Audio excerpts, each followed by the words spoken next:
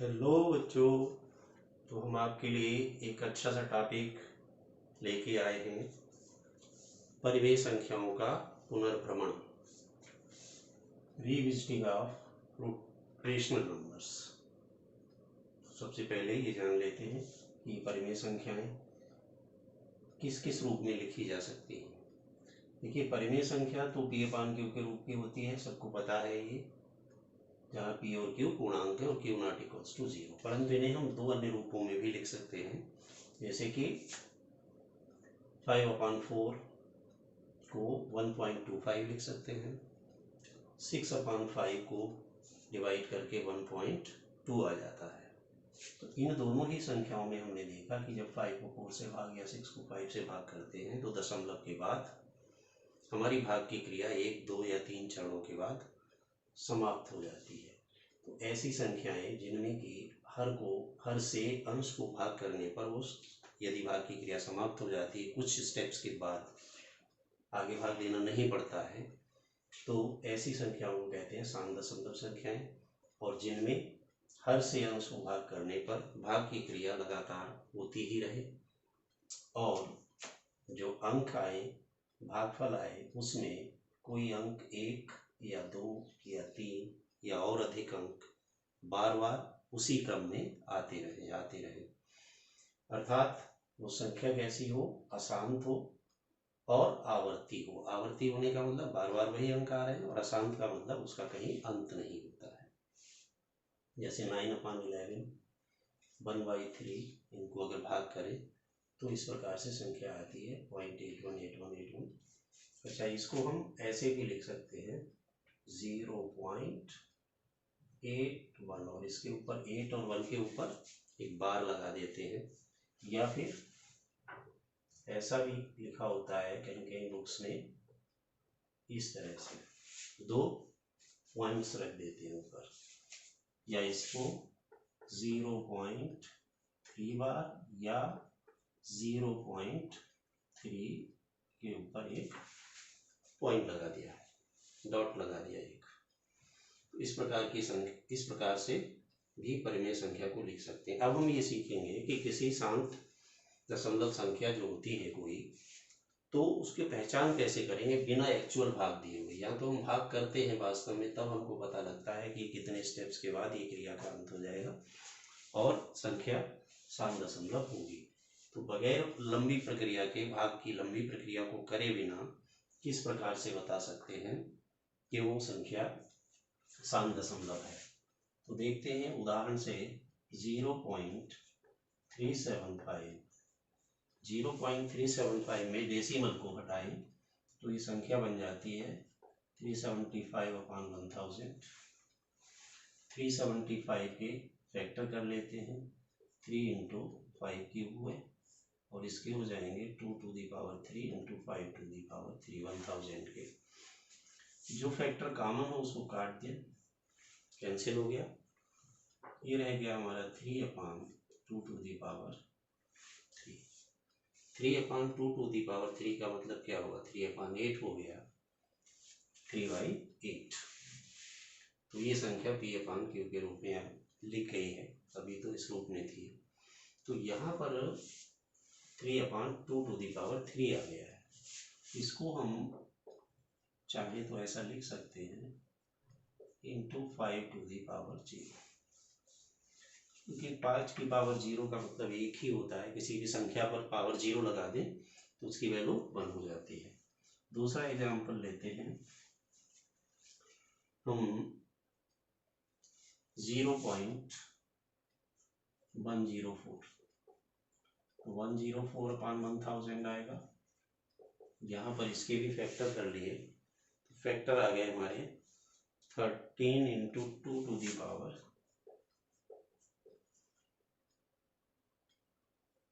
3/2 to the power 3 × 5 to the power 3। ये factor cut हो गया तो 13/5 क्यूब आया। इसको लिखा जा सकता है 13/5 cube × 2 to the power 0, because 2 to the power 0 = 1 होता है, इसलिए हम ऐसा लिख सकते हैं।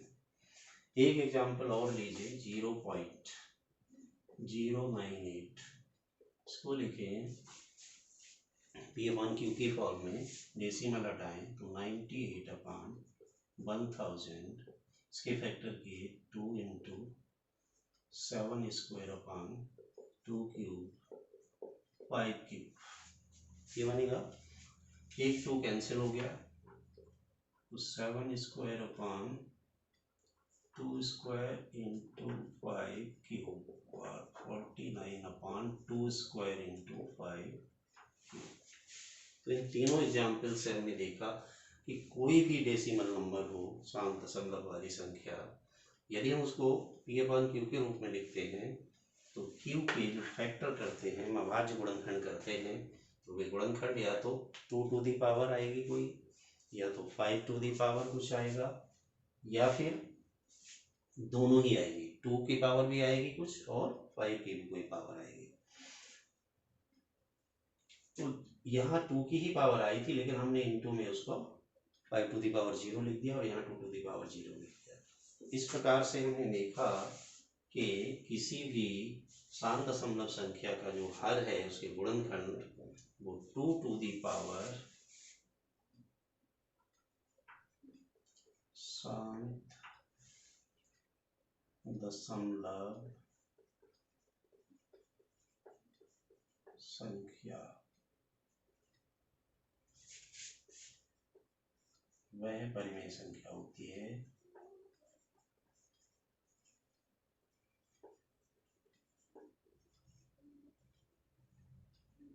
वह परिमेय संख्या P/Q वाली जिसके हर Q के गुणनखंड 2m × 5n के रूप में हो, इस रूप में जिसके गुणनखंड होते हैं, जहाँ m और n ये ऋणेतर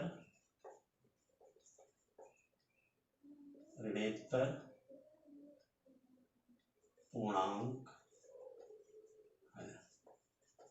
ऋणेतर पूर्णांक का मतलब ये है कि ये m और n पूर्णांक तो हैं लेकिन नेगेटिव पूर्णांक नहीं है, या तो धन पूर्णांक है या फिर 0 हो सकता है।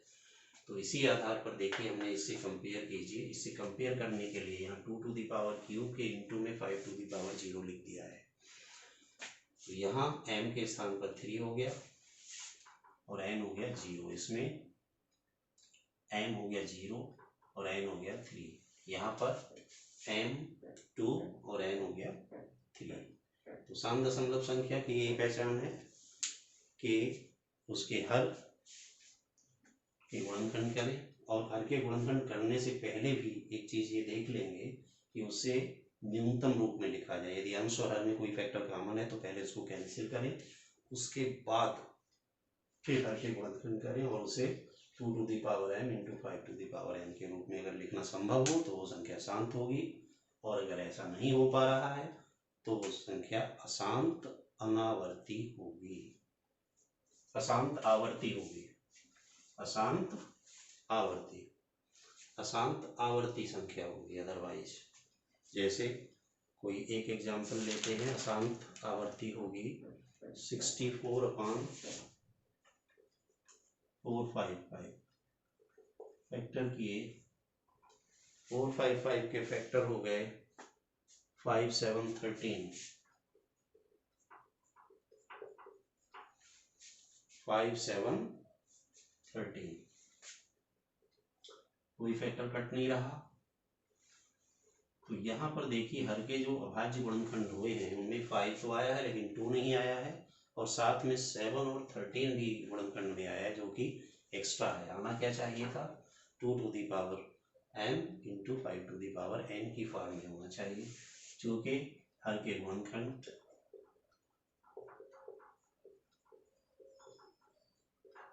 2m × 5n के रूप में नहीं है, इसलिए यह संख्या अशांत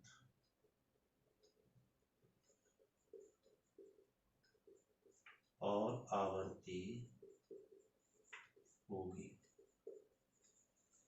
तो ये दो तरीके हो गए जिनसे हम अशांत, आवर्ती और शांत संख्या को पता कर सकते हैं।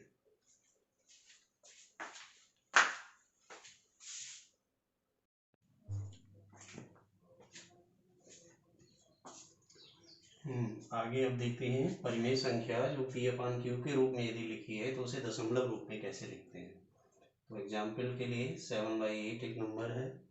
7/8 में हर के गुणनखंड कर दिए तो 2 गुणा 2 गुणा 2 2⁵ लिख दिया। अब इस हर को इस प्रकार से लिखना है कि नीचे 10 की कोई पावर बन जाए। तो 2⁵ को 5⁵ से गुणा कर लिया तो ये 2 पंजे 10 बन जाएगा। और 5⁵ से अंश को भी गुणा करना पड़ेगा। तो 5⁵ से अंश और हर को मल्टीप्लाई कर दिया तो ये बन गया 7 × 125 और ये 2 और 5 की मल्टीप्लिकेशन लिख ली और पावर 3 तो 875/10⁻³ या 875/1000। अब इसको डिवाइड करने में कोई दिक्कत नहीं, 0.875 इसका आंसर हो गया। तो इस तरह से किसी भी संख्या को दशमलव रूप में परिवर्तित कर देते हैं। अब देखते हैं हम 2/3 को। तो 2/3 में हर में जो संख्या आई है वो ना तो 2 है और ना ही 5 है। तो यदि हर में 2⁴n इंटू 5⁴n के रूप की संख्याएं अगर नहीं आती हैं तो फिर ऐसी संख्याएं कैसी होती हैं, अशांत और आवर्ती होती हैं। तो इनके लिए हमको एक्चुअल भाग करके लिखना पड़ेगा 0.6 2 0 6 18। इसी प्रकार से ये 6 बार जाता रहेगा। तो 2/3 जो संख्या है इसको हम लिख सकते हैं 0.666 एंड सो ऑन। 6 ही बार बार आएगा या इसी को 0.6 बार लिख सकते हैं। तो इस प्रकार से हमने देखा कि परिमेय संख्या जो P/Q के रूप में लिखी हुई है उसको दशमलव रूप में कैसे लिखते हैं। दशमलव रूप में लिखने के लिए हर के गुणनखंड करते हैं और यदि वे गुणनखंड इस प्रकार से आए कि 2 की पावर m इंटू 5⁵n यदि आती है तब तो वो शांत दशमलव होगी। और अब हर में गुणा करके उसको 10⁻ में बना लेते हैं जिससे कि दशमलव रूप में लिखना आसान हो जाता है और आसानी से किसी भी संख्या को लिख सकते हैं।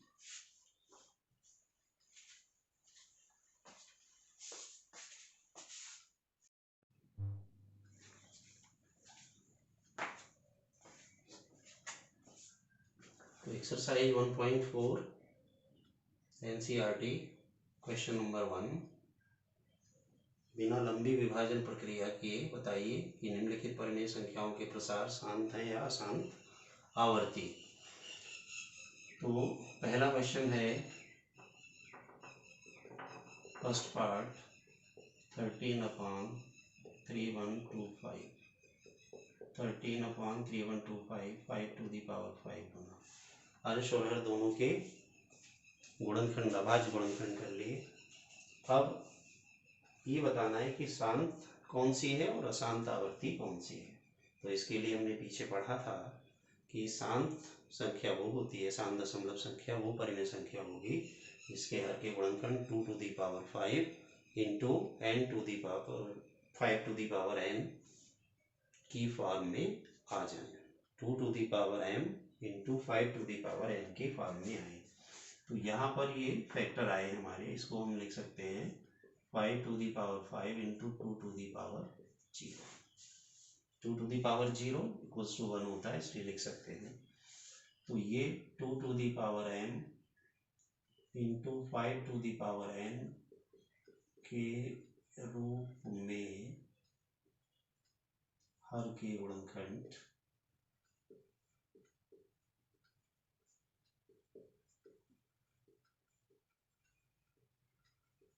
हो जाते हैं,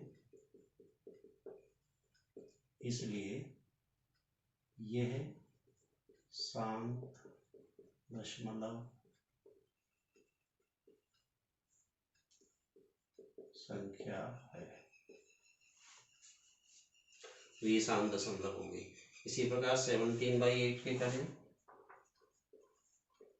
17/2 की पावर 3, इसे लिख सकते हैं 2 की पावर 3 गुणा 5 की पावर 0, इस फॉर्म में आ गई, इसलिए ये भी शांत दशमलव है। इसको टी लिख दे रहा हूँ, टर्मिनेटिंग, ये भी टर्मिनेटिंग है। थर्ड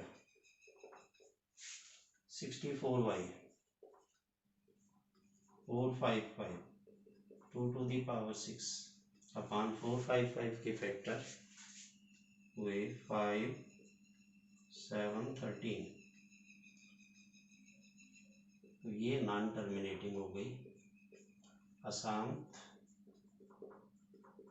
आवर्ती, क्योंकि इसके factor 2 to the power 5 2 to the power m into 5 to the power n के फॉर्म में नहीं आए हैं। 2 यहाँ पर आया ही नहीं है बिल्कुल फैक्टर में। फोर्थ 15/1600 3 से इसको डिवाइड कर सकते हैं 5 से, 320 के फैक्टर कर देंगे तो 3/2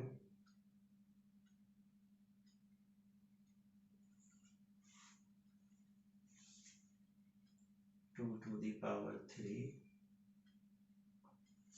320 के फैक्टर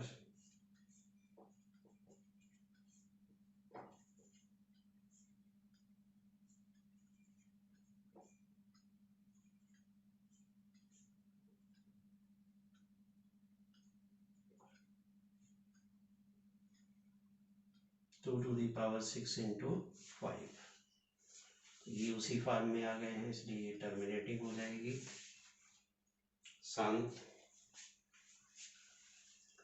तो इस तरह से हम किसी भी संख्या को बता सकते हैं कि वो शांत होगी या नहीं।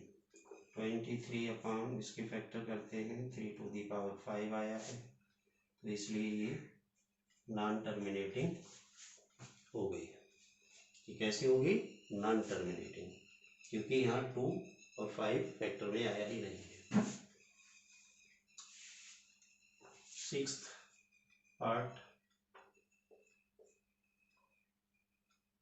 ये 23/2³ इंटू 5 स्क्वायर कैसी संख्या होगी? चूंकि यहाँ 2 और 5 आ रहे हैं, इसलिए ये टर्मिनेटिंग हो गई, टर्मिनेटिंग। ये नॉन टर्मिनेटिंग होगी,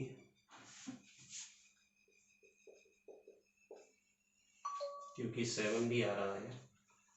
3 इंटू 15 फैक्टर होंगे, ये भी नॉन टर्मिनेटिंग होगी।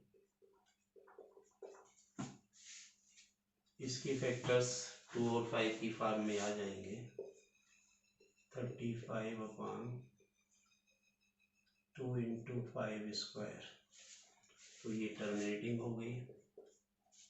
और ये वाली नंबर 77/2 7 से डिवाइड कर दिया 11/30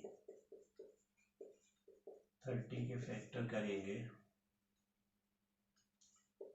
235, तो इन फैक्टर्स में 3 भी आ गया है, इसलिए ये नॉन टर्मिनेटिंग नंबर हो गई। तो इस तरह से हमको ज्ञात हो गया कि कौन सी नंबर टर्मिनेटिंग है और कौन सी non terminating.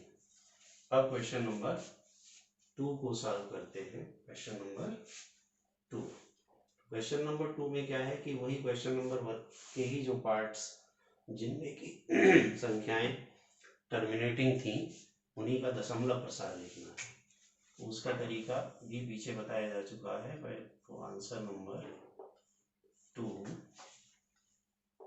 First part 13/3125, 13/5 to the power 5 equals to 13/5 to the power 5 into 2 to the power 5 से मल्टीप्लाई किया। ये संख्या बन गई 13 into 125, 13 into 32 upon 10 to the power 5। उनको गुणा कर लिया,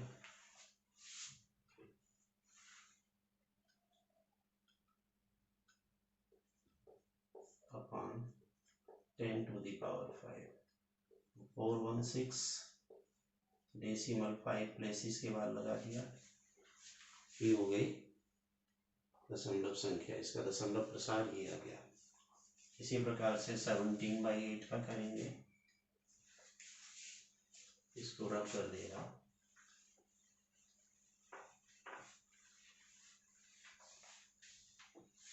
question number second, part second 17/8, 17/2 cube, 17/2 cube into 5 cube,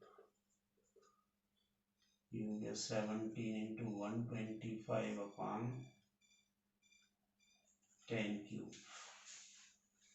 इनको मल्टीप्लाई कर लिया, 85, 17, 34,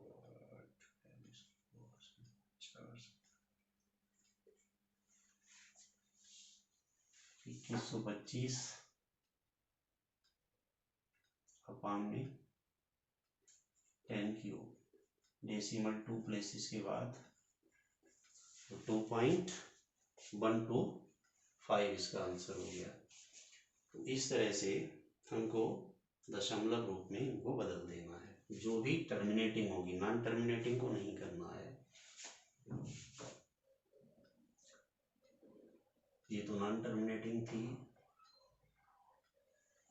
320 वाली, ये टर्मिनेटिंग थी 15/1600।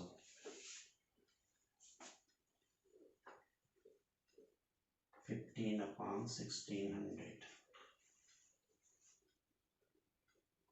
फोर्थ पार्ट था, इक्वल्स टू 3 into 5 अपॉन, इसके 1600 के फैक्टर कर लेंगे,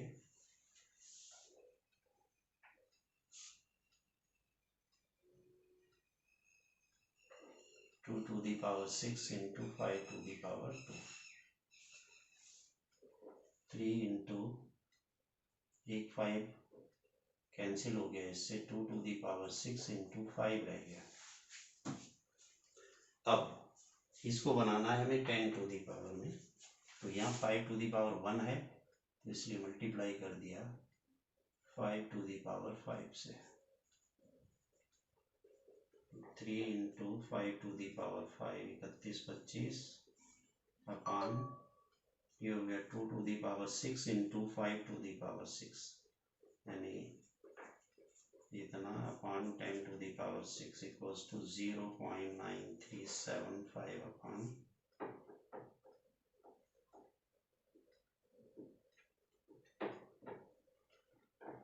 6 प्लेसेस के बाद डेसिमल लगेगा, तो 4 प्लेस हैं, 2 जीरो लगा दिए, ये आंसर हो गया इसका। इसी प्रकार से बाकी पार्ट्स करेंगे। तो इस तरह से ये एक्सरसाइज 1.4 के क्वेश्चन नंबर 1 और 2 हो गए।